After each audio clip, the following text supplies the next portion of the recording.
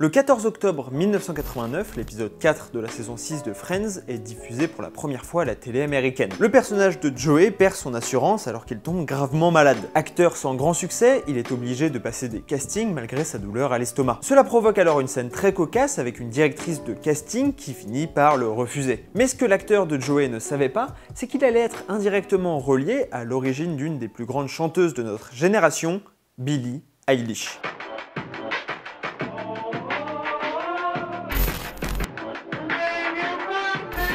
En effet, l'actrice qui joue la directrice de casting n'est autre que la future mère de Billie Eilish qui naîtra 2 ans plus tard durant la douce année 2001. Elle grandit donc à Los Angeles, élevée par des parents musiciens, acteurs, enfin intermittents du spectacle. Elle aurait écrit sa première chanson à 11 ans. Dans son documentaire pour Apple TV, Billie explique que ses parents ont toujours été très bienveillants dans ses différents projets et ses envies artistiques. Pour cette raison, elle participe même à plusieurs tournages, notamment X-Men ou encore Journal d'un dégonflé. Il est alors possible de l'apercevoir juste ici dans le public.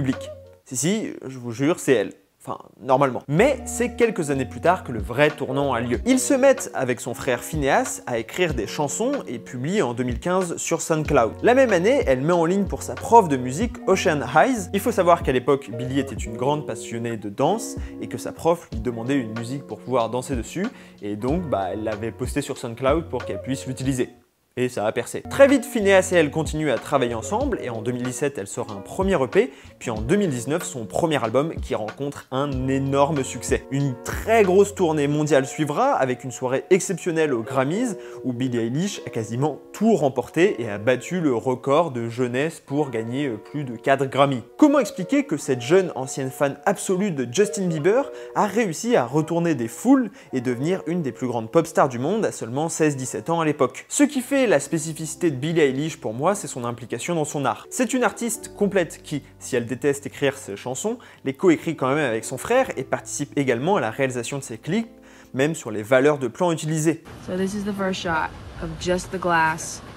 Zooms out, keeping the glass in the center, and I'm looking at the glass. Elle explique associer des couleurs, des formes et même des chiffres à chacune de ses musiques, comme un sentiment qu'elle pourrait avoir. Et apparemment, elle fait la même chose avec les gens. Elle aborde également des sujets très personnels, comme l'anxiété ou la peur de l'abandon, qui semblent avoir une place prépondérante dans sa vie. Tout comme son combat contre le syndrome de la Tourette avec de nombreux tics. Et je pourrais revenir en détail sur son esthétique, d'abord sombre et un peu rebelle, ou encore sa musicalité avec des mélodies parfois déroutantes. Mais dans cette vidéo, je voulais surtout vous expliquer pourquoi, selon moi, son succès, Billie Eilish le doit avant tout car elle est devenue un mythe. Et quand je dis un mythe, je m'appuie sur la définition du mythe par Roland Barthes. Et attention parce que ça peut être un peu technique. Pour lui, le mythe est un signe, un message. Dans son livre Mythologie, que je ne saurais trop vous conseiller, il prend plusieurs exemples, comme le catch qui, selon lui, met en scène les grandes circonstances de la vie. Le bien, le mal ou même la justice. Là, vous voyez sûrement pas le rapport. Mais pour moi, Billie Eilish est un mythe. C'est-à-dire qu'elle dégage un message, une idée au-delà de qui elle est vraiment.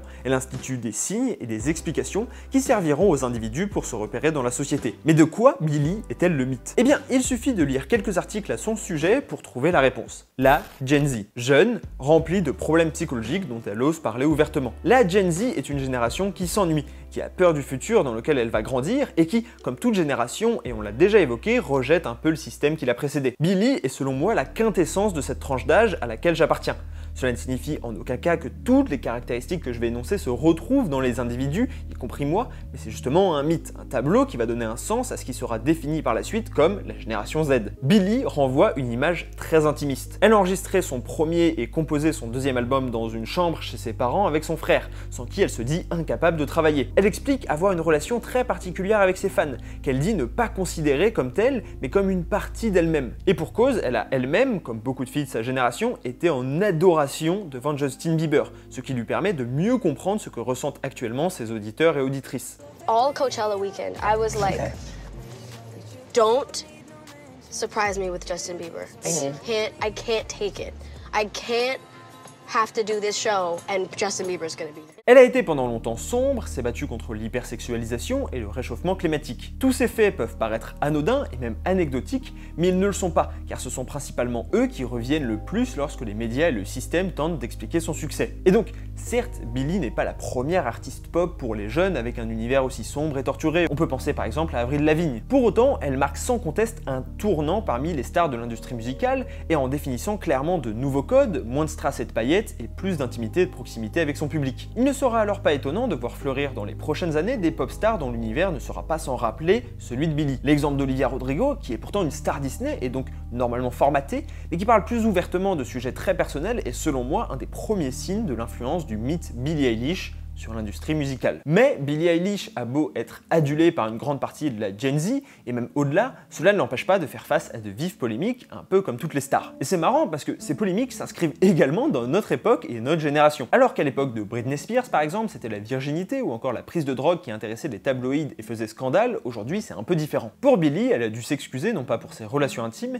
mais pour une vieille vidéo d'elle qui avait 12-13 ans et qui imitait l'accent asiatique en employant un terme dégradant envers cette communauté. Mais la dernière polémique en date n'est pas plus vieille que le mois dernier. En effet, Billie Eilish a été accusée de queerbaiting. Pour ceux qui ne savent pas ce qu'est le queerbaiting, c'est le fait de faire des allusions homo-érotiques suggérant une relation non hétérosexuelle entre deux personnages qui est par la suite réfutée et dénigrée. Il y en a pas mal ces derniers temps, on peut penser à la série Sherlock, mais même les films comme Star Wars ou La Belle et la Bête qui promettent des couples LGBT qu'on voit pas si on cligne les yeux, et bah c'est une forme de queerbaiting. Pour la musique, il y a la chanson I Kissed a Girl de Katy Perry, qui s'entend très bien avec Billie Eilish d'ailleurs, sachez-le. Bref, le problème c'est que Billie Eilish a posté cette photo sur Instagram suite à son dernier clip. Et le fait de tirer la langue pourrait rappeler cette expression qui est censée représenter un cuni et la légende I Love Girls.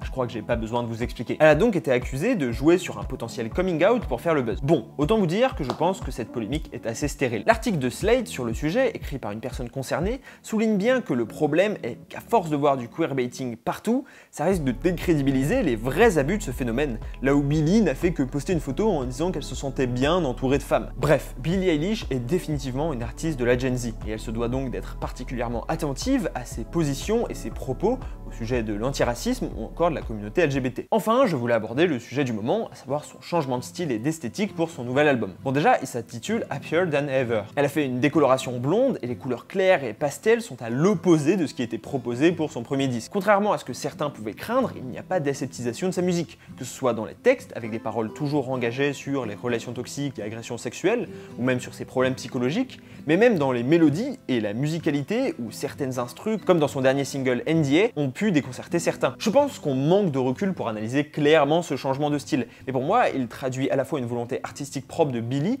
mais peut-être aussi une envie de se détacher de ce mythe de l'ado rebelle pour se montrer en tant que femme accomplie, mais qui possède tout de même des failles malgré le succès. Alors, le parallèle va sûrement paraître bancal pour certains, mais ça me fait penser à la carrière de L'Homme Pâle, avec son premier album Flip, qui mettait énormément en avance les problèmes psychologiques de l'artiste, et son second, Janine, qui était peut-être plus grand public, ne serait-ce que par son esthétique, mais qui continuait à traiter ses problématiques, mais avec l'angle du succès. Effectivement, comme je vous l'ai expliqué, Billie Eilish est une artiste pleine et engagée dans sa musique. Pour continuer à être honnête, elle ne pouvait pas simplement jouer un rôle d'ado en perdition qui s'ennuie, surtout avec son nouveau train de vie que tout le monde connaît. Ça aurait sûrement marché, mais je pense que sa volonté d'intégrité a pris le dessus, quitte à perdre des auditeurs sur le bord de la route. Et comme prévu, son album est loin d'aller à l'encontre de ce qu'elle avait proposé jusqu'à présent. Même si son titre et sa cover peuvent faire penser à une ode à la vie et à la joie, ce n'est pas le cas. Dès le morceau inaugural, Getting Older, dont le titre est très révélateur du message général que Billie veut faire passer, elle aborde une nouvelle fois un sujet grave et qui touche particulièrement sa génération, ou en tout cas qui en parle plus, à savoir les agressions sexuelles. Elle parle également de son rapport au succès, qui, loin de la combler, participe également à son mal-être. En fait, il y a selon moi 3 sujets principaux abordés par Billie Eilish dans l'album. Les rapports amoureux, le succès et la peur du futur. Mais loin d'être traité avec des pensées féculées, l'artiste va au cœur de la psyché humaine en se focalisant beaucoup sur la domination masculine pour le premier thème, sur la sexualisation de son corps pour le deuxième thème, ou encore sur l'incertitude malgré le succès pour le troisième. On a donc, comme prévu, un album vérité qui n'atteint pas forcément l'aura du premier, mais qui a au moins le mérite de porter des thématiques fortes et honnêtes avec une volonté de se renouveler même musicalement. Mais dites-moi, vous, ce que vous pensez du nouvel album de Billie Eilish, est-ce que vous avez préféré préférez le premier? Est-ce que vous préférez cette nouvelle ère de Billie Eilish, à la fois plus assurée, avec plus de succès, mais avec toujours autant de failles et de problèmes psychologiques sur lesquels elle veut s'exprimer? Pourquoi, selon vous, elle a réussi à percer à ce point? Pour moi, c'est qu'elle était justement représentative d'une génération Z qui n'avait pas encore jusque-là de figure dans la pop qui lui ressemblait vraiment, dans le sens où les One Direction, ou même Justin Bieber, ou encore Ariana Grande, certes les enfants de la Gen Z étaient fans d'eux, mais ils n'étaient pas vraiment représentatifs de cette génération, puisqu'ils étaient entre les deux générations. Et pour ceux qui auraient encore du mal avec Billie Eilish, sachez qu'elle est super fan de The Office. Et qu'en plus, ça sera un des prochains épisodes de La Face Cachée. On se retrouve dimanche prochain, 15 h, on va parler des clashs entre youtubeurs. N'hésitez pas à vous abonner, à partager cette vidéo autour de vous et à partager la chaîne. Ça m'aide toujours énormément et ça me fait vraiment en plus super plaisir parce que je les vois, les partages, et donc je les vois, les gens qui partagent, merci à vous. On se retrouve quoi qu'il arrive, donc dimanche prochain, 15 h, ou alors sinon sur les réseaux sociaux. C'était Adobros, ciao!